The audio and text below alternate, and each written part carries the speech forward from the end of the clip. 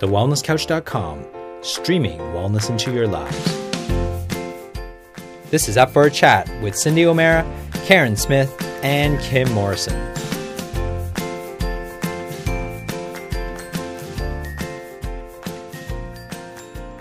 Here we are, up for a chat about the hottest topics that are important to you, inspiring you to awaken the change within. I'm Karen Smith, and I'm 200. And I'm Kim Morrison, and I'll join that club too. And I'm Cindy O'Meara, and I'm 200 too. And we don't look a day over 20. Happy birthday to us. Happy birthday, girls. Happy birthday. Happy anniversary. This is stunning. I remember when we started to talk about this and how it just came together within weeks of us talking about it. And there are over 200 hours, I can imagine, and we always go over, so it'll be more than 200 hours of us talking. Oh, dear. And do you remember we first said, right at the very beginning, what are we going to talk about? Will we ever run out of stuff to say? Yeah, I think anyone that knows us would know that, you know, being a fly on the wall with us for the last 3 or 4 years or so, this is how we talk off air, this is how we talk on air, this is how it is. So there's never, ask any girl out there, there's never a dull moment when you've got nothing to talk about. Ain't that the truth? Absolutely. And then we always have things that happen in our lives and we discuss them, and I don't know, it's just, I didn't think that we would go. This is 4 years. Is it 4 years already? I figured we do one a week. That's 52 weeks of the year, and we never miss a week. So we're just under 4 years. I think it was November that we started 4 years ago. So it's pretty phenomenal that we have done so well and kept on the air and had lots to say. But like you said, Kim, we never run out of words to say. And the great thing is we've kept our ratings and we've kept up with the trend of podcasting. So I think that's thanks very much to our incredible listeners. And I think what I'd really love to kick the show off by asking you two a question. Can I do that? I like doing this.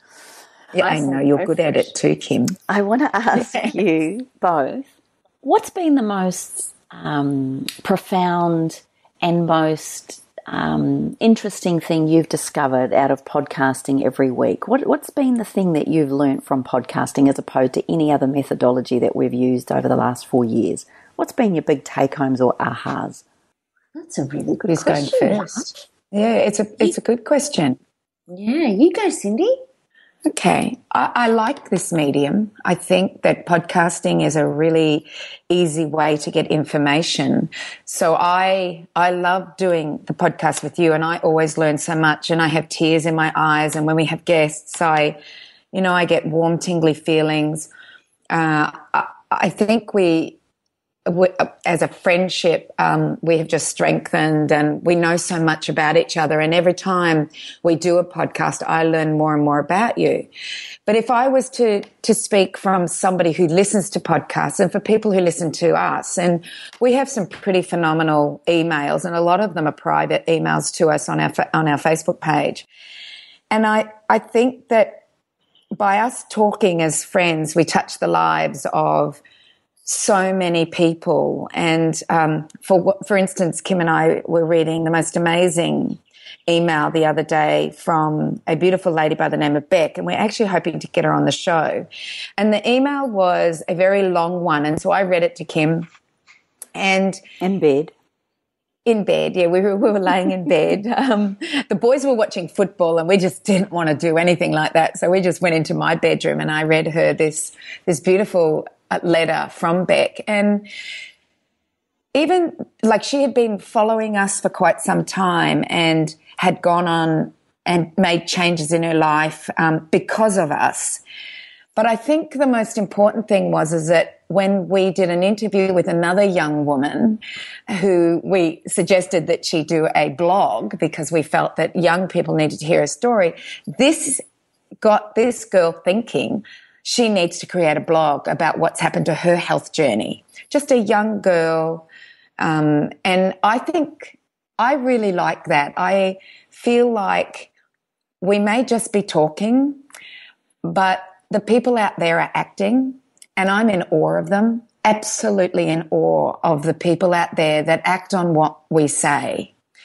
And if I'm listening to a podcast, and I listen to podcasts all the time, I don't listen to radio anymore, and I keep finding new ones, and I go back to old ones. And while I'm listening to podcasts, it's the same for me, is that I'm listening. And I think it's important that if you hear something, that you also act on it. So I guess I want to congratulate all the people out there that have been listening to us over the last 4 years and into this 200th episode, and to applaud you for sending us information about how you're acting. And I know there's more out there acting that haven't even mentioned it to us, but we actually really love it, because it not only gives us ideas of what we should be speaking on, but also keeps us going. That's how I feel, Kim, and I think that's a brilliant question that you asked. I love that. Yeah, I agree. I think that the podcasting has been a way to really reach out to so many people that we potentially may not have reached if we weren't doing the podcast show. I think the leverage that the message has when somebody listens to it, just like you, Cindy, like you'll listen to a really amazing podcast and you'll say, oh, you girls have got to listen to this. And then we go and we listen to the podcast and we go, oh my God. And then we tell somebody else, and that kind of gets that whole, that word of mouth, just really spreading a message so much further with ease, because a podcast is so easy to listen to. It doesn't take any effort. It doesn't cost any money. It's just a really easy way to consume information, and information that you're interested in and passionate about. So I think for me, it's been about being able to really reach out and touch the hearts and minds of so many more people across the globe that, when I do an event, or if I get people coming to my events or sending me messages, there's this instant feeling of family, like just straight away they're up for a chatter, and automatically there's just, this, all the barriers are down. It's so easy to connect. It's just like instant love, and they know me. It's almost like I know them, and, the friendship was automatically there. And I think that is really special. I think that is really, really special. And I think for that, as well as working with you two crazy cats, I think it's amazing, because, we probably wouldn't connect as much as we do, given how busy we are, if we didn't have the podcast to bring us together as often as it does, And I think that to me is also very special. And when I get to hear about Cindy's enormous wins, and, which we're obviously going to talk about shortly, but when, I get to hear about everything that's going on in your lives and the things that you guys are doing, I always feel so proud that I get to call you my friends, and that I get to be so close to you, I feel very gifted and very blessed. So I think the podcast all round has been such a special experience that came from something so innocent and benign. I just would never have thought that it would have turned into something so big, so profound, and have such a massive impact. It still blows my mind. Still blows my mind. What about you, Kimmy? I agree with both of you, sweethearts. And I think probably on a selfish level, I'm with you on the fact that we get together every week, whether there was one person listening or a million people listening. I just love the fact that we get to play. I probably love our before and after the recordings as well, just between us, about our build up to what we're going to talk about or what was just being said. I love those little moments. I also love it when we have people email us, and every single email or note or message is always read. I love the fact that we are each other's champions, and I hope by that we're an example to what friendship really means, that we... Just so our listeners know, we can ring each other and go, I'm a level 1 soul right now. I need help and coaching. And the fact that our girlfriends love us no matter what, and that you guys keep showing up every week is a privilege in itself. I feel really proud of the fact that we have stuck something out for nearly 4 years, that it hasn't lost its beauty and its magic and its innocence and its absolute reverence with which I think we hold the space for the podcast and what it means to each of us. I also think it's incredible how much, and from a real selfish point of view, how much I've learnt from you both. And I hear myself when I'm speaking on stage or teaching or being interviewed myself, I hear your words come into my delivery, and I just feel like you guys are a part of me, and I feel like our listeners are a part of us, and I feel that if we can continue to be a spokesperson for them and for us and for each other, then ultimately we're championing the cause of like-mindedness and what it means to be a group of people that really care.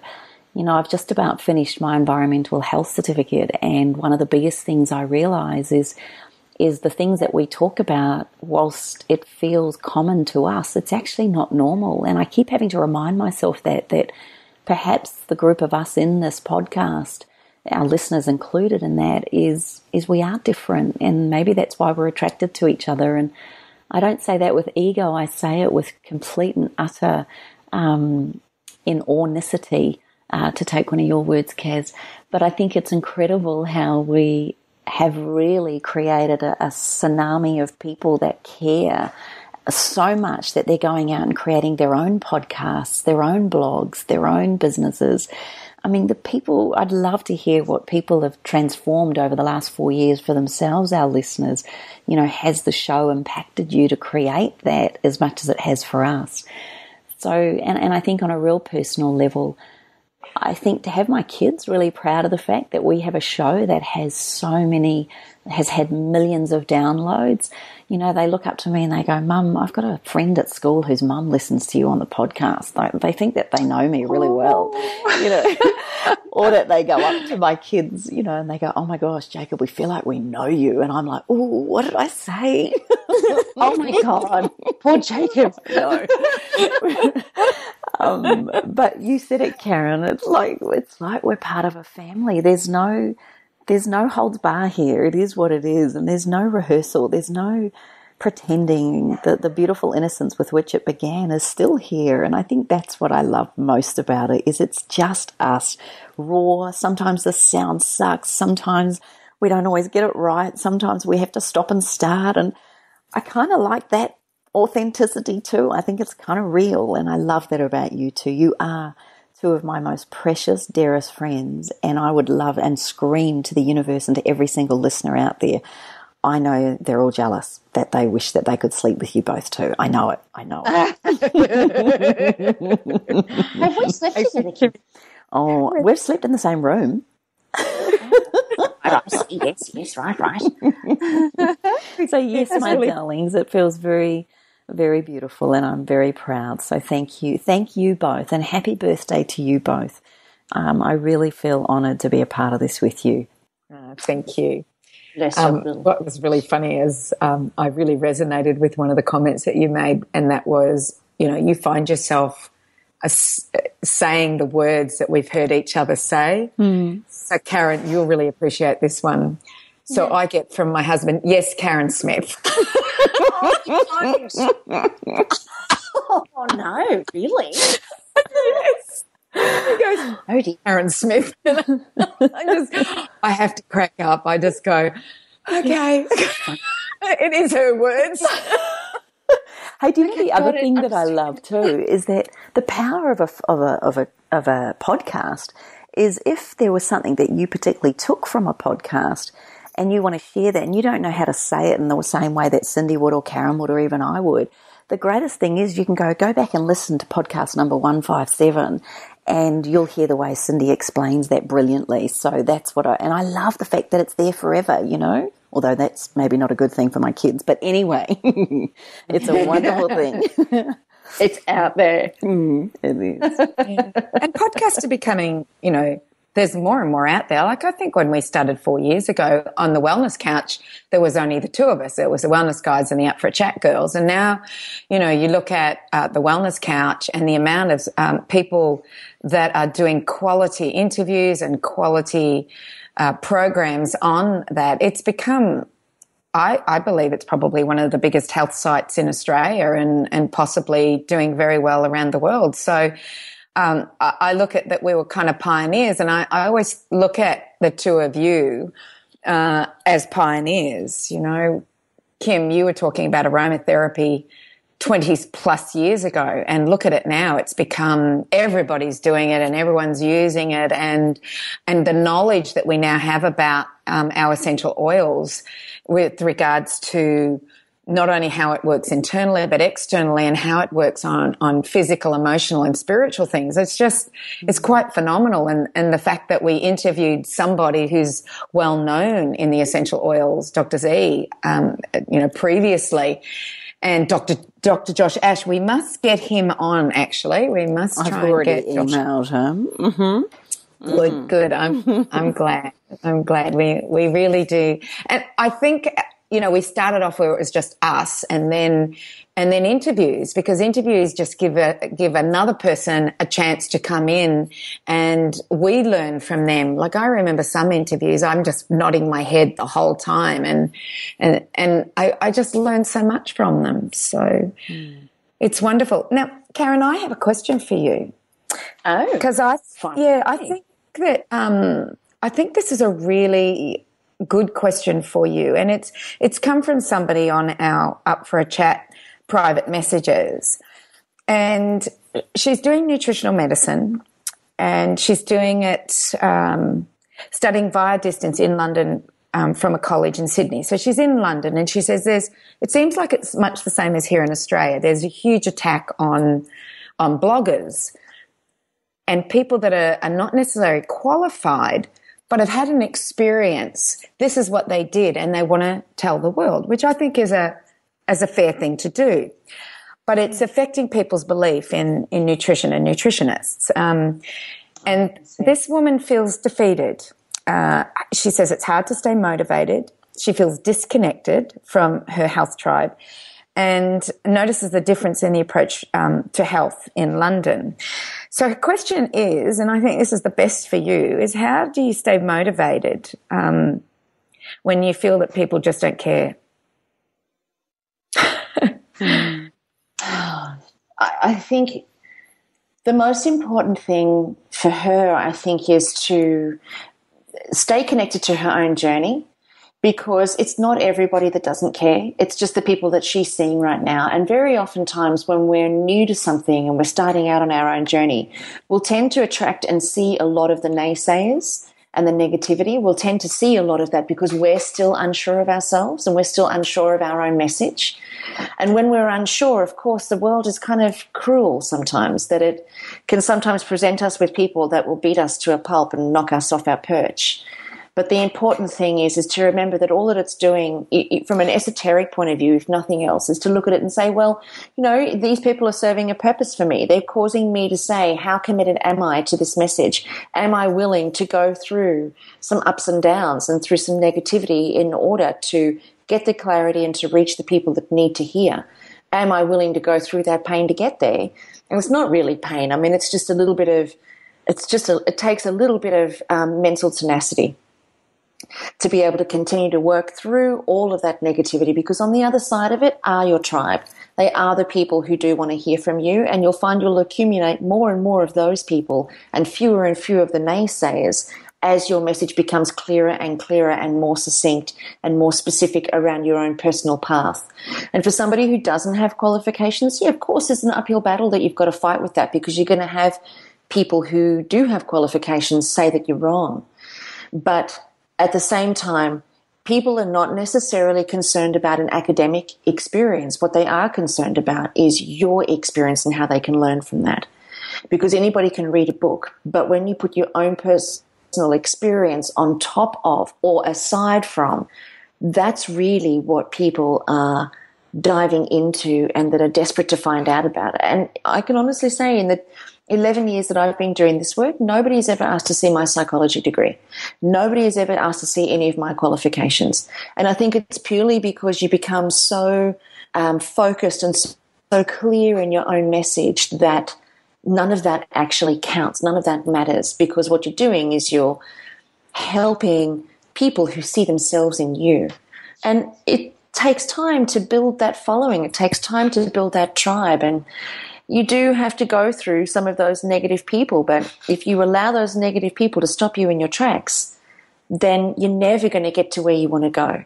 And a really great saying that I remember hearing was, if you're tired of having to keep on starting again, stop stopping. So just keep going, just keep pushing through that, because on the other side, I promise you, there are other people there who will want to listen to you and will see themselves in your message. But it's just asking you, all this negativity and this backlash is just really asking you, how committed are you? How prepared are you to walk this walk?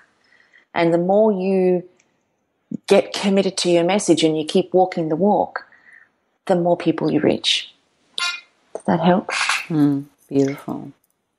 I think that was absolutely fabulous. And I think sometimes it's important to not focus on what's happening outside. Like I can only take Pete Evans. Like, he is just being absolutely hammered. And he's somebody who is really got a passion for what he's doing. Like, I got an email from him the other day and he said, Cindy, can you connect me with one of the people that was in my documentary? And, you know, that means he's got to fly to the US, over to MIT to interview this woman and connect with her, who she's also busy, you know, as well as he is. So I'm watching him go from strength to strength. Yes, he's a chef, but he has a lot of people behind him that he gets to interview in order to, you know, to understand this. And he helps people change, you know, what foods they're consuming. And sometimes we have to eliminate food groups in order to get well, and then hopefully, you know, put them back in again. So I know there's lots of people out there, but there's lots of people with stories, and stories is the way to emotions, and emotions is the way we start to make changes in our life. If we can appeal to the emotion of the person and what's happening to them and their pain. I know both of you talk about this. So, you know, do you move away from pain, or do you move... how do you guys say that? See, I should know this by now. I've heard you 200 times. It's the pleasure pain principle. So we'll move away from pain before we'll move towards pleasure. There you go. Is that what you're talking about? Is that what you meant? I'm doing a speaking engagement this afternoon. I'll make sure that I remember that one for bed. And they'll go, gosh, she's knowledable. Gosh, wow. I just won't learn what you guys say. But, you know, I'm in a total agreement with you, Karen. And I think sometimes we focus on all the trees around us and we don't see the wonderful forest that's happening. And that is the awareness of what is happening out there at the moment. We now are seeing more and more people coming on board in natural health, not only in the chemical, which is the food, but the physical, which is Kim, and the emotional and mental, which is you. So we're starting to see this huge revolution starting, and I actually find it exciting. You know, like, we encourage people who have had a disaster in their life, no matter what it is, to blog about it, because stories and people's anecdotal experiences are what people are looking for. They don't care sometimes about the science. They really don't. The scientists do. I agree. They want to know it. You'll love this. I was talking to a friend of mine who has a very sore back yesterday, and he's telling me the whole drama of everything that had happened to him and what Kim Morrison says to him and everything like that. And I said to him, why don't you just go to a chiropractor? And he just looked at me and he went, well, there's no scientific proof that it works. Oh, dear.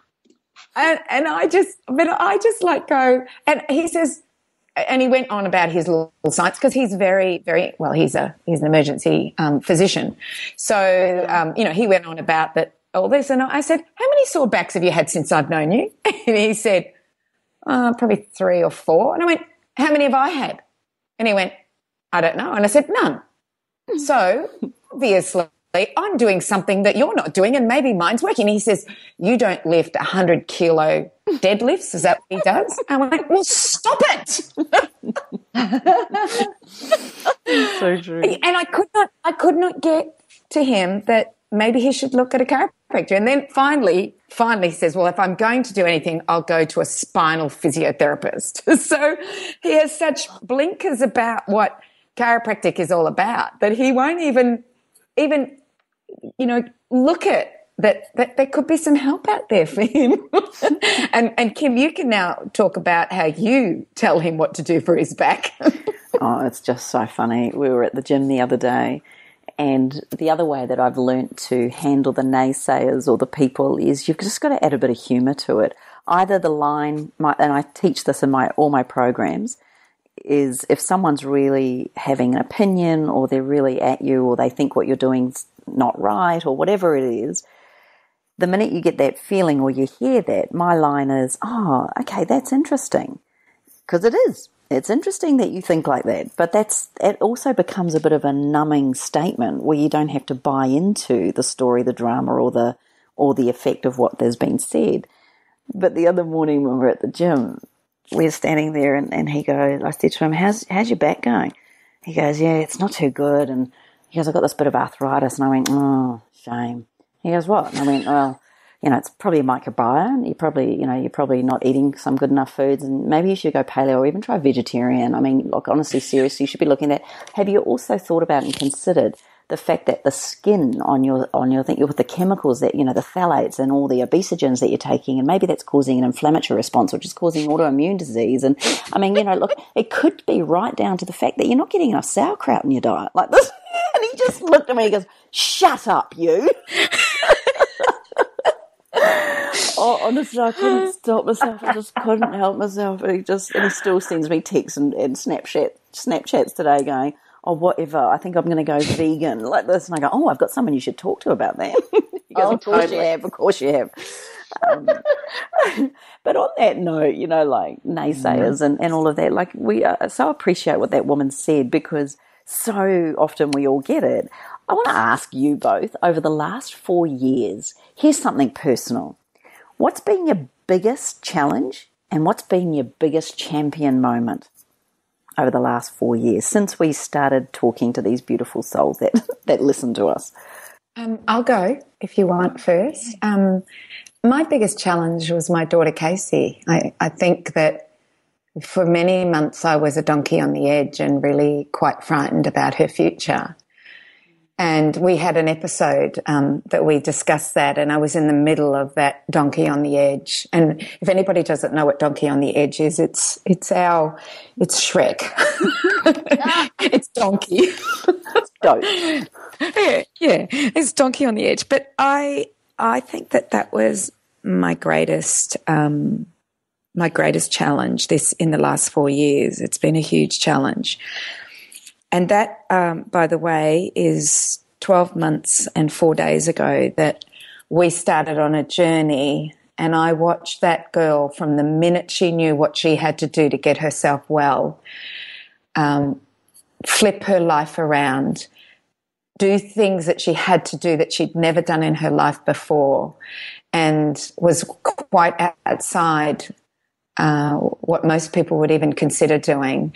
And I watched her go from strength to strength, not only in her health, and she's almost there. She's not quite there yet, but that she's almost there. And she would be my biggest champion. She would be my biggest challenge, and she is my greatest champion, and somebody that I'm in absolute awe of as to how she tackled that life situation. So...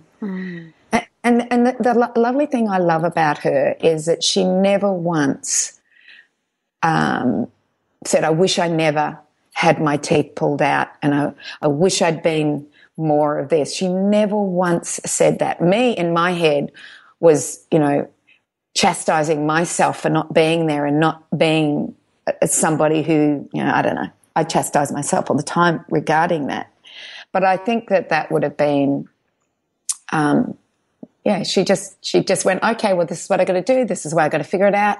And I look at her now, she has a beautiful boyfriend, because she couldn't have handled a boyfriend a year ago. She couldn't have handled anyone in her life a year ago. She just had university and me, and that was it. So, that, I guess in the 4 years that stands out the most for me. What about you, Kimmy? My greatest challenge probably over the last 4 years since we started podcasting, probably it's a challenge on one level, a bit like you, but it's also, like you say, the championing. But, I've never been the mother of teenagers. I've never known what it was like to raise them. And as much as people will tell you, or, I had a client before I even had babies. I'll never forget it. She was lying on my table years and years ago.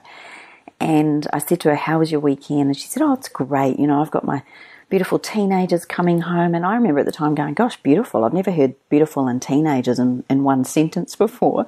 And she said, yeah, you know what? I decided before my kids became teens that I was going to have beautiful teenage years. And to be honest with you, that's what I've had. She goes, there's been a few moments, but no, I chose beautiful teenage years. And I've never forgotten it. And I always thought that, good, I'm going to have beautiful teenage years. And I'm not going to say that every moment has been beautiful, but for both my children and me. But to stay in context of what it is to, the way I talk about teenagers, the way I think about teenagers, the way I look at them, it's thanks to what my two have challenged me on at different times that has allowed me to actually also see their beauty.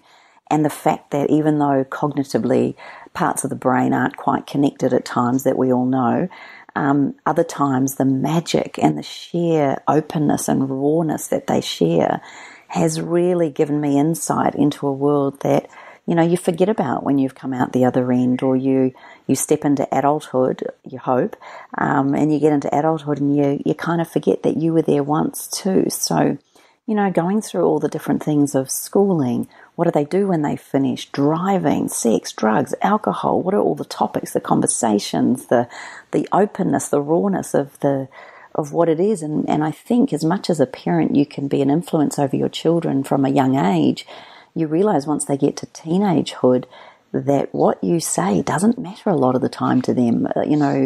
Deep down it might, but also, when the beautiful head of the Mind Foundation said to me at a workshop once that we were speaking at, she looked at me and she goes, oh, teenagers, they want you home to ignore you. It actually gave me a sense of humour around the fact that that's true. They want to know where you are, but then you get home and they don't talk to you. It's been quite an interesting journey, realising you're still really important to them, but you're not their be-all and end-all anymore. And I think that was quite a confronting thing, but it also, the beauty and the other side of it has allowed me to really start focusing in on how I want to teach, what I want to teach, who I want to teach. What do I want to create as a legacy? We even had a conversation the other day, the four of us in the car, around whether or not 28 will become a family business. I said to them both, look, at the end of the day, if tailor your dancing career, when it's finished or when you've had enough of it, perhaps we could look at you being a part of this. And Jacob, you're such a spunk. Maybe you could be the face of 28 Men's Care when we bring that out. I don't know. I said to them, imagine if we had a business that ended up becoming something that all four of us could work in, and none of us had thought about that. Now, if it doesn't happen, that's okay too, but it was lovely to be able to have that conversation. So I think being able to share my journey with my teenagers in particular on this podcast over the last 4 years has allowed me to keep a sense of humour, and also with you too. We've had many chuckles on and off the air around what we've had to endure.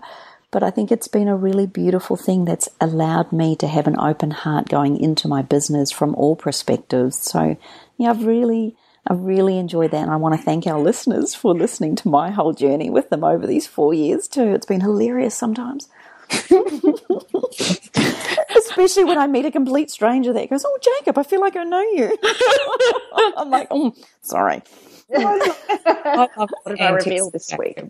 I do love the antics of Jacob, and I hope he doesn't listen to this because I'd hate him to think that I love them, but he does get himself into mischief, and he just when Hud comes home and tells me, because Danny's told him, and I just go, oh. And then I get a text from you, you okay? Yeah, thanks. What's happening? What's Jacob done now? Oh, I know, it's hilarious. He keeps me real, put it that way. Yeah. It's because you know what? The best... I was always told this as a mother, you are at your very best and at your very worst. It's so true. It's so true. Karen, what about you? I'm sitting here listening to you girls, and I'm trying so hard to to think of it. And, I'm just sitting here thinking that it's almost as if our listeners are kind of growing up with us. They're really going through all of the stuff that we talk about, all the, because sometimes, and I'm just thinking back to some of the podcasts where we'd get on the podcast show and I was just having such a breakdown about whether what I'm doing was valuable or making a difference. And then I remember Kim had a breakdown the same podcast show. It was like, it must have been a moon cycle that was going on at the time where we were both so emotional. And if you weren't there, Cindy, I don't think we would have been able to pull ourselves out of that. And it's almost as if, when one of us is down, the other two are up, or if two of us are down, the other one is up.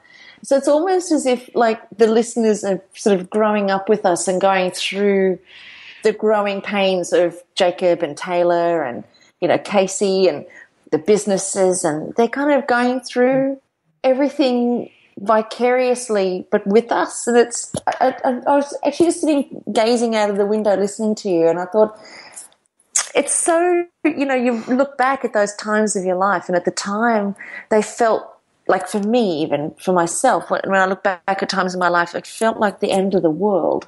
It felt like the biggest things, and now we're sitting here reflecting on it, and I think, actually, it was just another thing to work through, or another thing to cause growth, or another thing to experience. So, I don't know. I don't know. I think for me, obviously, not having kids and not going through those parenting issues, I feel for you. And whatever you guys feel, I feel. So when you're feeling frustrated or you were feeling scared for Casey, Cindy, it was, I feel it for you. So I think for me, I don't know. I don't think my stuff has been that big. Really, I don't think it's been as important or as I don't know. For me, it's really just been about finding myself, finding my own self-trust, my own self-clarity, my own direction. And I think over the last 4 years, I've always felt everything was the end of the world. When it came to my business or when it came to my life, it always felt like at the time that I was going through it, it was so big. And I just feel like now I can look back at it and say, well, hang on a second, it really wasn't that big. What was I complaining about? What was I concerned about? It was just something I needed to go through. It was just something that I was experiencing at the time as an experience which added texture to my life, So I can't think of anything specific that would be worth even bringing up because nothing's even coming to mind. I can just get a general feel for me of holding on really tight and then really holding on really, really tight to what I've called my life. And I feel like now I'm at a place where I've just totally let it go. And I don't know what that means and I don't know what that's going to bring. And in 4 years' time, no doubt, I'll reflect on this. I know. I think that's what's so beautiful. I think, following your journey with what you've done with your business and your fur babies and how you've developed different programs and watching you grow with the programs has been something that's been a marvel to be a part of and to witness from my point of view, and I'm sure Cindy's. And I think, the way you ground us and the way you bring clarity and, you just have such a delivery and everybody loves you for that. You just make it so normal or so real without any drama. And I think that's one of the greatest things that you've got. You just get better and better and better at how you deliver that. And you take us straight there. It's very powerful what you do, and it's been a beautiful thing to watch you evolve with your programs over the years, I have to say. Yeah, thanks, Kimmy. I feel like I've always taught what I needed to learn. And as I look back on all of the content and all of my programs and stuff, it's been, as much as it's been helpful for other people, I'm sure, but it's always been about what I've needed to learn. And, The Effortless Self is my latest adventure, and it's all for me. When I delivered the 2-day retreat last week, it was insane. We sat out on the grass and we solved all of the problems of the world. And I got feedback from one of the participants, Sonia. She said, I felt like a philosopher sitting in the middle of nowhere, entertaining the grand possibilities of what life can offer and unraveling the deepest secrets. And as I read that, I thought that just is such a beautiful way to consider what we did. And I got excited because I got to write level 2 and level 3 at the same time. So all of, even though I thought that was that retreat was going to be it, no, nowhere near it. You have so much content. That's what absolutely blows me away, because I know that people who go to your conferences, including me, and listen to you, your content is evolving all the time, and you have heaps. Like, you're in a circle. I often think, wow, that she meets with them every month. Every month you meet with them, and you always have content to do. And I know that we all have a lot of content, but it's about putting it into a structure that people can easily use. But yeah, it just always blows me away, Karen. You must read heaps. Okay, I've got another question for you both. Okay. Are you ready? All right. Okay. What's been your greatest up for a chat listener moment? Has anyone said anything to you? Have you ever had a listener ever email? Like, what's been your greatest listener interaction? Oh. Wow. I think as we read through all of the emails, there's many, Kimmy. Yeah. I can't, because there's been so many throughout the 4 years. And because young Beck is really on my forefront at the moment, I remember her and her whole letter to us. But we've had others as well. We've had many others. And I think they're all pretty bloody awesome.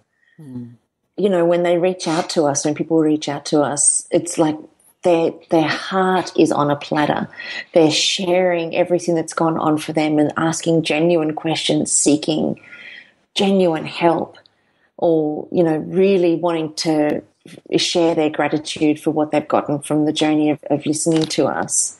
I think they've all been really profound, actually. Every single one that I've read, it really hits at the heart, hey, like it really.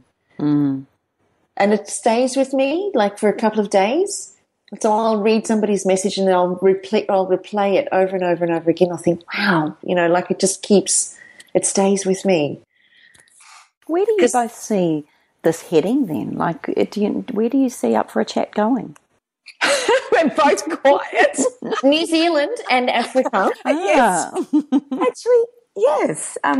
Yeah. Well, you think about what we've done with Up for a Chat. We've done retreats. But I think the thing that was the most amazing thing that I've ever done was our Peru trip.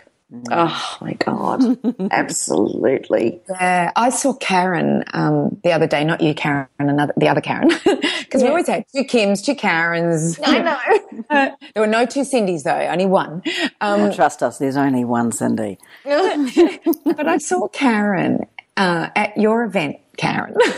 Oh, yeah. And I just had this warm, fuzzy, amazing feeling. I just saw her face and went straight for her and just gave her the biggest hug, because what I saw in her was that 2 weeks immediately.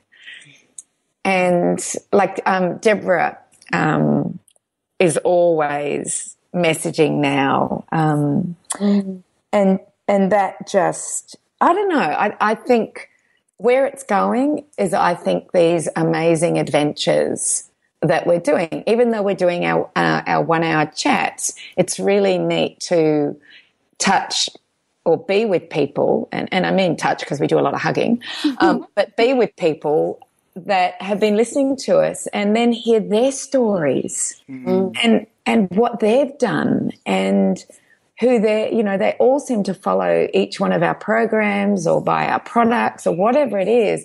But I think I loved that the most.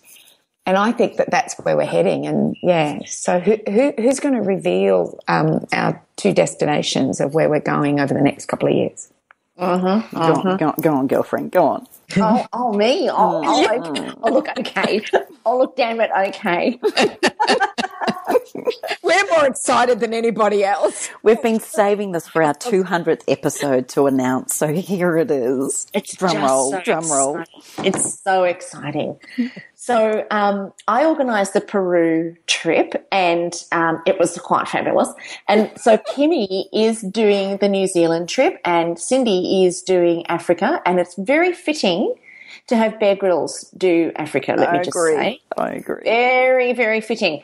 But I'm a little bit concerned about the bush toilet. Can I just say that out loud? Oh, dear. So we've got in October, so 28th of October through to the 8th of November next year, we are heading to New Zealand, and the itineraries are just coming through to me today in a format that I can use to upload to a website, which we will share with you guys next week, so that if you're interested, you can go in and check that out.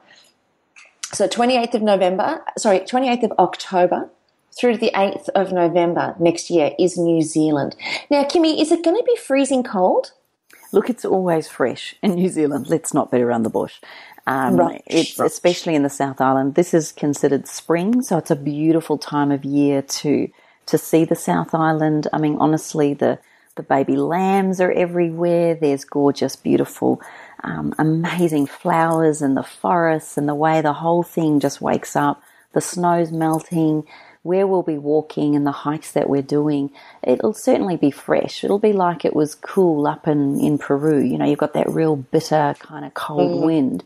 But the fact that we're hiking and the fact that we're in such an amazing environment and quite protected too where we're going, the dolphins, the seals, the amazing sea life is what we'll be seeing, and the optional tours that we've included, and the extra activities, and the food and the wine, and I'm really excited. Everybody that I have over here in Australia that ends up going to New Zealand always says to me, why did you leave? Why have you ever left that place? It is the most stunning place on earth. And look, I get pangs every time I see a picture of New Zealand. There is something very special about it. It has its own energy. The minute I land in that country, it has its own smell. It has a vibrational frequency that's second to none. I mean, how we felt up in the Peruvian mountains at 4,760 meters was one of those moments, and I feel that when I'm on the land hiking through New Zealand. So, you know, if you couldn't make it to Peru, or you think Africa might be out of the loop for you, then, you know, come and have some fun with us in New Zealand. And I tell you, I probably won't stop raving because I absolutely love the place. Absolutely. And so looking at the itinerary, there is a fair bit of trekking to do. Well, I've just looked it through from our travel coordinator. So there's a fair bit of hiking to do. So we do need to be quite fit for this one, don't we? Well, I think the great thing about this being a year away is it gives everybody a challenge. You know, we all love doing some form of discipline or some form of leading up to something. You know, it's a wonderful thing. And then those that come, we form a private Facebook group, and we get coaching tips, we get health tips, we get eating tips, we get... The whole journey of coming somewhere with us is to implement all the tools that all three of us teach. And I think that's what I love about it, is it's the practical way with an amazing end reward. Wouldn't you both agree? Oh, yeah, it's just divine. It's absolutely stunning. So I think that the upside with doing something like this, when we look at the girls with Peru, it has become this huge, big family, and they got to spend so much quality time with each other. There was, you know, the dinners and the breakfasts, and then the time walking, and it's really, like Cindy was saying before, you know, we really get to know each other and each other's stories, and it's really like a very close family, you know, and I just love that. And like you said, Cindy, when you saw Karen at my event last week, it's just like home. There's just this most beautiful feeling, and Linda has gone on to be part of my inner circle. You know, it's just beautiful. It's absolutely so special. At the Wellness Summit a couple of weeks ago, when we saw the beautiful Deb and Lisa sitting there, pretty much in the front row, and every time I looked down and out to 950 people, their faces were beaming with smiles, and just I was so nervous, and it was so nice to see their little faces sitting there. You're right; it is a very connectedness that we create. So then Africa is 2018. So we've got about 18 months. If we kick off now to pay it off, we've got about 18 months. So that's the 2nd of September through to the 15th of September. That's 13 nights and 14 days. Cindy, you're on. Oh, wow. Tell us. Well, we all meet in Joburg. Everyone will meet in Joburg. We felt that people are coming from all over the world, and so we felt that the best place was to meet in Joburg, and no one will be left behind, as Kim says. No child left behind. No child left behind. So we'll meet there, and from there, everything is fully paid for. There's not one thing you have to put your hand out for, except souvenirs, which I can tell you you'll probably want to buy, so bring an empty case. But remembering also that we do, we have restrictions in Australia. But I've done the recce on this already. So we are going to Namibia, Botswana and Zimbabwe. I haven't been to every single place, but I'm going to places that I've been wanting to go to. Oh, that's right. Did we mention that these retreats are all about us and what we want to do? So we actually begin in Fish Canyon, which in an amazing lodge, because I did this because of Karen. So when I've done Africa, I do it in a four-wheel drive, on the top of the four-wheel drive, in a tent, so I'm safe from the animals. But if I want to go for a pee, there's always a problem there. And I knew that Karen Smith wouldn't deal with that. So we have gone absolutely first class. I love how you know me. I know. I know you so Well, I must admit, Cindy, the lodges that I chose in New Zealand, there was choices between middle or top. And what did we go for, Kaz? Oh, as if there's any question. So they should be called the New Zealand Luxury Hiking Retreat, the African Luxury Hiking Retreat. Now we're onto it. Now let me go and put that onto the website right now. Yeah, so we begin in Fish Canyon, which is in the southern part of Namibia, and more towards the west of Namibia. And we stay in a lodge, and you can walk through the canyon, but that meant there'd be some tenting, and we were a little bit concerned about bush toilets and Karen. So we decided to take, there are many walks that we can do going into the canyon. And this is it's very similar to looking to the Grand Canyon. I haven't been there, but the pictures just look unbelievable, and so does the lodge. So once again, you'll need to be fit for this because we will be doing some hiking. And after that, we're going to the Sisuvli Desert Lodge. Now, I've been to this amazing park, and we've walked up the sand dunes and seen the most incredible animals. So this is a safari park where we will see animals, and we'll be positioned where animals will come to us as opposed to us always having to go to those animals. Then we head to Zimbabwe, to Victoria Falls, which is the most stunning, beautiful falls. And there's a real history behind it, and you're right at the Zambezi River. So you'll get to really, experience Zimbabwe, but not, Zimbabwe is a beautiful place. Actually, I was talking to someone recently who said that they would take me on a walking tour of safari of Zimbabwe. He is Zimbabwean and I swim with him. And he said, Cindy, I'll take you. Then we go to a wilderness tented camp where we'll just see animals, and we'll get to just be in the area where they are, where large game are. Hopefully we'll get to see the big five. Watching a lion, I think, is one of the most amazing things to do. And I've been as close to a foot to a lion. So I know what these safaris are all about. So we're going to visit Namibia, Botswana and Zimbabwe. And let me just tell you that we're not always on the move, which is, I think, is a good thing. And I think we found that with Peru. It was nice to have a couple of days in a few places. So in Fish River Canyon, we'll be there 2 nights, so 3 days. At Sisuvli, will be only 1 night, and I have been there, and it is unbelievable to go through there and go hiking through there.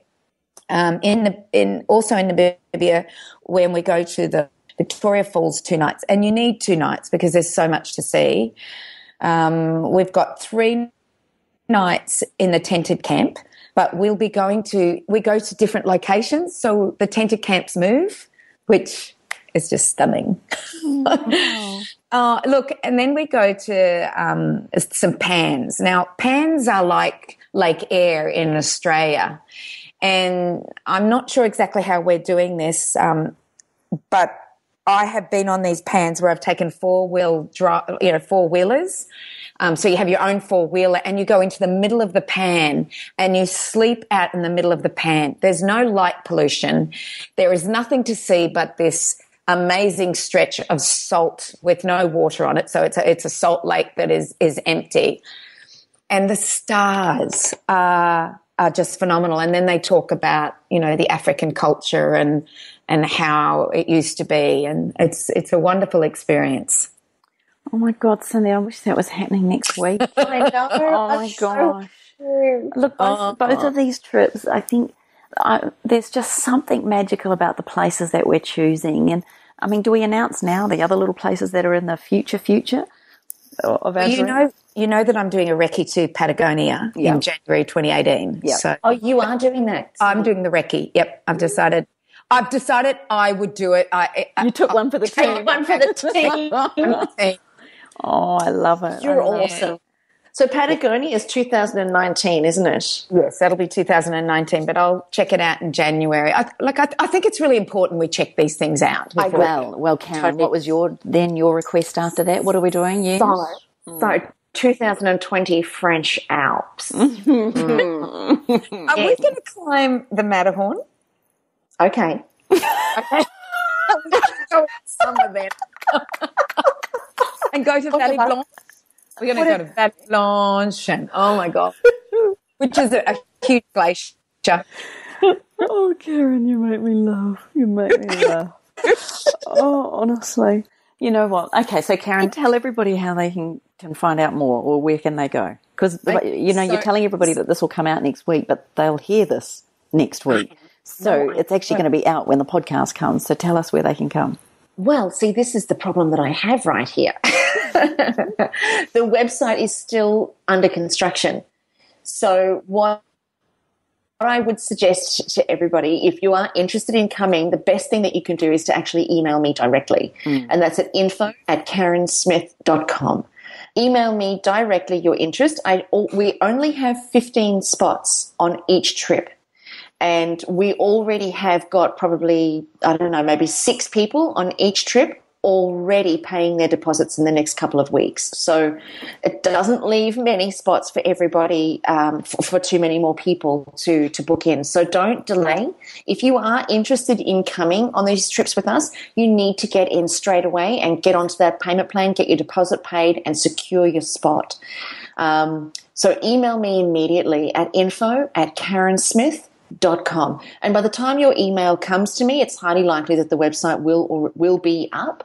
But what we wanted to do with this podcast was preface it with everybody purely because there are already 6 spots taken on each of the trips. So we know that you guys have been asking us. I've had at least 30 emails in the last 3 months since we got back from Peru asking us how they can get onto the next trip that we do. So again, don't delay. If you're thinking about it, move swiftly, because we filled Peru and then we had another 10, 15 people come in and say that they wish that they'd been able to come.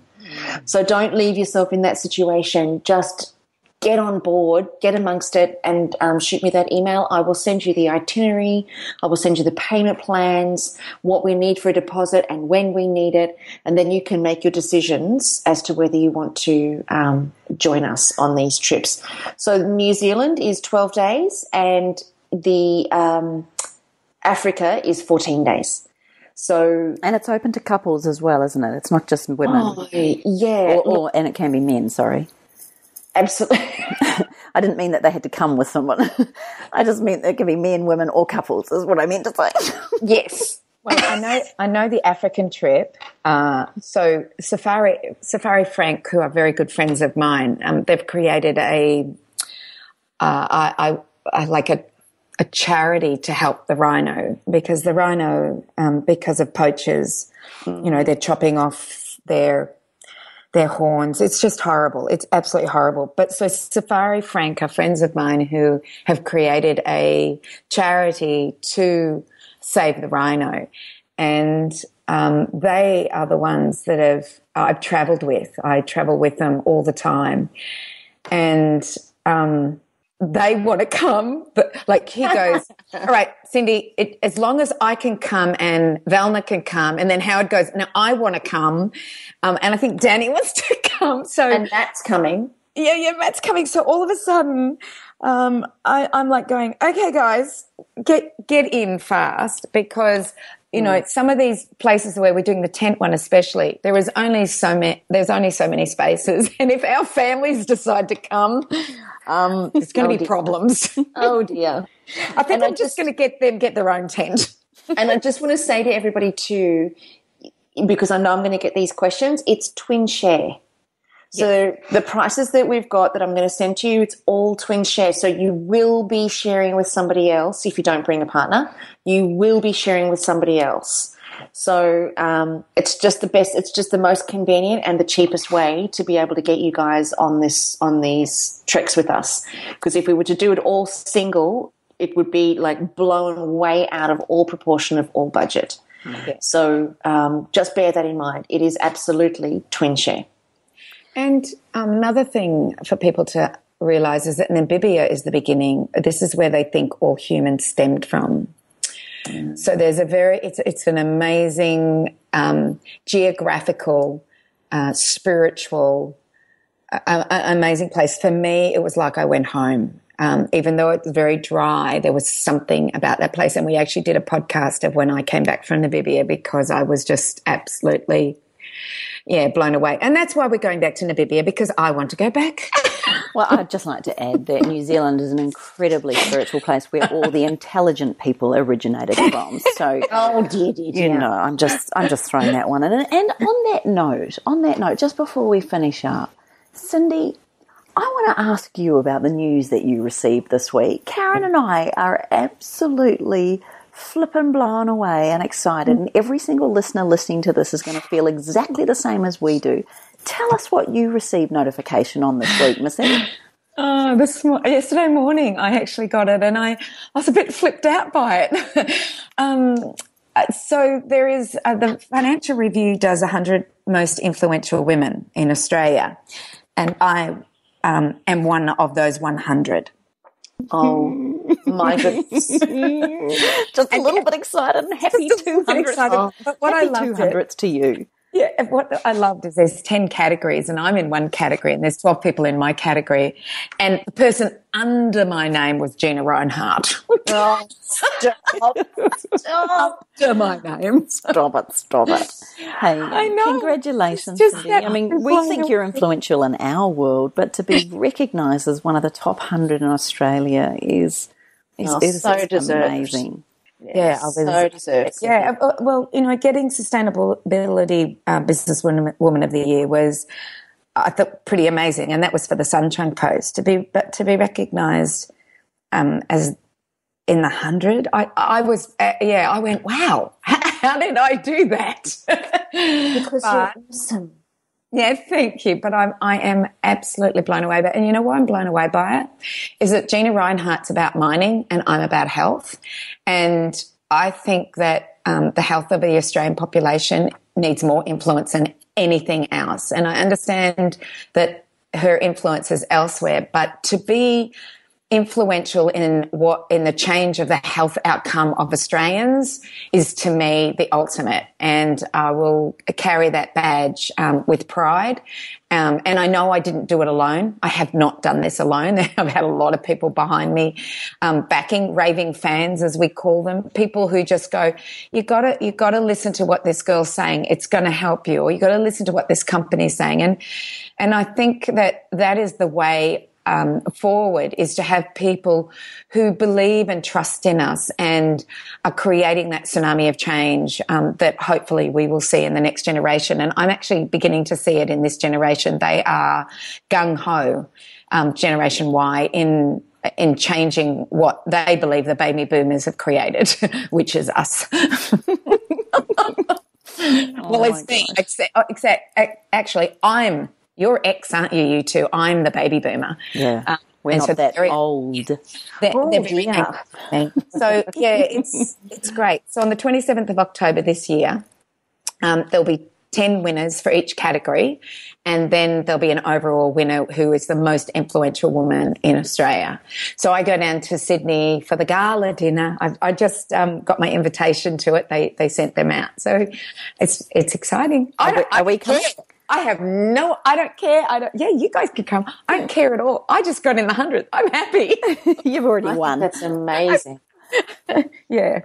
Oh, beautiful girl. Congratulations on behalf of every single one of our beautiful listeners and us too. We adore you. We're proud of you. And that is so freaking fantastic. Well done. Yeah, bloody oath. Oh, bloody oath. You hear that? Bloody oath. Oh, my God. So many exciting things to come, guys.